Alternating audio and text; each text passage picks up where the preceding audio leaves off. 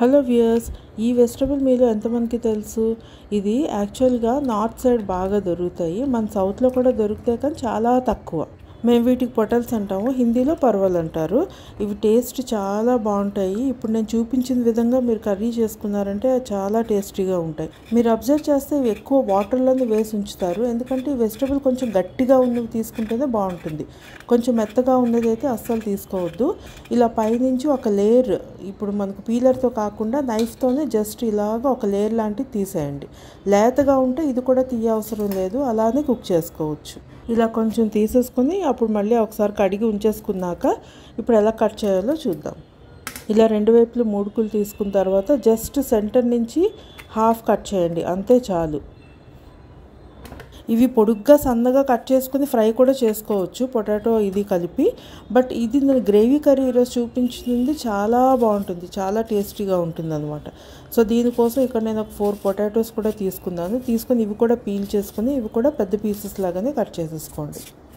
ఈ కర్రీ ఒరిస్సాలో చాలా ఫేమస్. ఏ ఫంక్షన్స్ అయినా, గెట్ టుగెదర్స్ అయినా కంపల్సరీగా ఈ కర్రీ అయితే ఉంటుంది. ఇలా పెద్దగా కట్ చేసేసుకోండి పీసెస్. నేను ఇక్కడ నైఫ్ నాకు బాగా అలవాటు కాబట్టి నైఫ్ నేను వాడుతున్నాను. ఎవరికి ఎలాగా వీలైతే అలా వాడండి. నేను నైఫ్తో కట్ చేస్తానని అలవాటు లేకపోయినా మీరు కట్ చేశారనుకోండి, కట్ అయిపోయే ఛాన్సెస్ ఉంటాయి చేతులు. So be careful. ఇప్పుడు ఒక థిక్గా ఉండే కడాయి తీసుకొని ఇందులో ఆవ నూనె కొద్దిగా వేసుకున్నాను. ఆయిల్ మీ చాయిస్, వేరేది ఏదైనా వేసుకోవచ్చు, కానీ ఈ కర్రీకి మాత్రం ఆవ నూనె బాగుంటుంది. ఇలా వేసి ఫస్ట్ పొటల్స్ ఇందులో వేసుకొని కాసేపు వేగనిద్దాం. ఇలా ఇందులో ఉప్పు అండ్ పసుపు ఈ రెండు వేసుకుని అలాగ వేగనిద్దాం బాగా. ఈ వెజిటబుల్ మన సౌత్లో చాలా తక్కువ దొరికితే మాత్రం వదలొద్దు, చాలా బాగుంటుంది కర్రీ. అండ్ కొంచెం గట్టిగా ఉన్నట్టు చూసుకోండి, అంతే. అండ్ కాసేపు మూత పెట్టేసి ఇలా మగ్గించిన తర్వాత చూడండి, ఇలా వేగిపోయాయి కదా, రెడ్గా అయిపోయి ఇలా వేగాయి కదా. ఇప్పుడు ఇవన్నీ ఒక ప్లేట్లో తీసేసి అన్ని పొటల్స్ ఇలాగే వేపేసుకుందాం.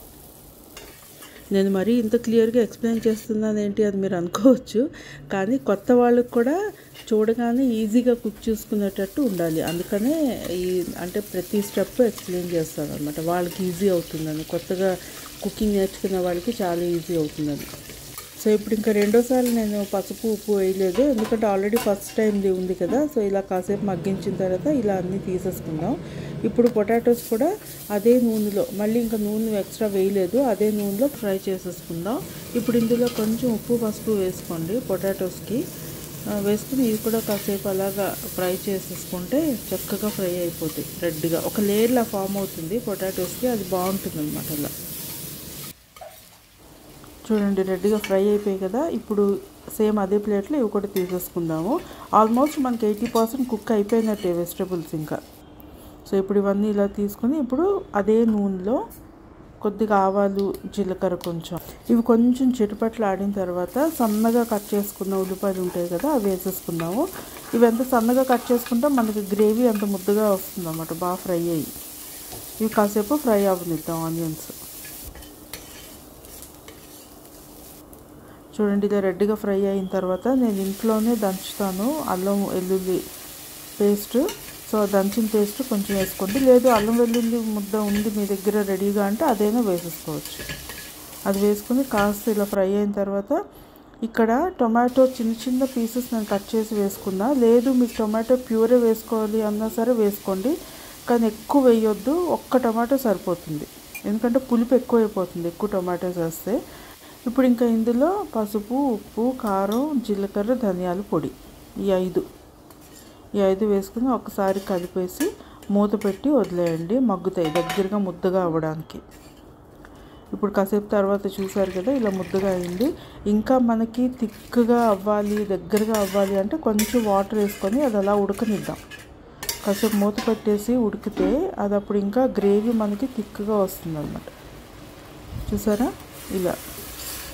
ఇలా ముద్దగా వస్తుంది. లేదు టొమాటో ప్యూరే వేసుకుంటే అది ఇంకా థిక్గా వస్తుంది. సో ఇప్పుడు మనం ఆల్రెడీ వేపి పెట్టుకున్నాం కదా, అవన్నీ ఇందులో వేసేద్దాం. పొటల్స్ అండ్ ఆలు ఈ రెండు వేసి ఒకసారి కలిపేసుకుని బాగా మూత పెట్టేసి కాసేపు మగ్గనిద్దాం అలా.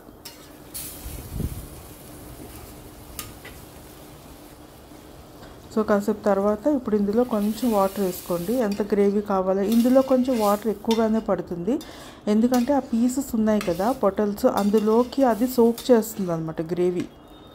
కాసేపు మరగనిద్దాం ఇలాగా మూత పెట్టేసి. చూడండి ఉడుకుతున్నాయి కదా ఇప్పుడు బాగా. ఇవి ఉడుకుతున్నప్పుడు నేను మీకు ఒక పీస్ తీసి చూపిస్తాను. చూడండి ఎంత బాగా అసలు గ్రేవీ అనేది పొటల్స్లోకి వెళ్తుందో. అది తినేటప్పుడు మనకు అంత జ్యూసీగా ఉంటుందన్నమాట. చూడండి, చూసారా అంత జ్యూస్ సోక్ చేసుకుంటుంది. అది తినేటప్పుడు మనకు చాలా జ్యూసీగా చాలా టేస్టీగా ఉంటుంది కర్రీ. ఇందులో కొత్తిమీర అది ఏం వేయక్కర్లేదు, మూత పెట్టి వదిలేద్దాం ఇంకా. సో చూసారు కదా పొటల్స్తో ఒక మంచి గ్రేవీ కర్రీ. సో నచ్చింది కదా, మరి మీరు కూడా ట్రై చేసేయండి. సో మరి ఇలాంటి ఇంట్రెస్టింగ్ రెసిపీస్ ఇంకా మీరు చూడాలి అనుకుంటే నా ఛానల్ని తప్పకుండా సబ్స్క్రైబ్ చేసుకోండి. And thanks for watching. Until my next video, take care of yourself. This is Usha signing off for now. Bye bye.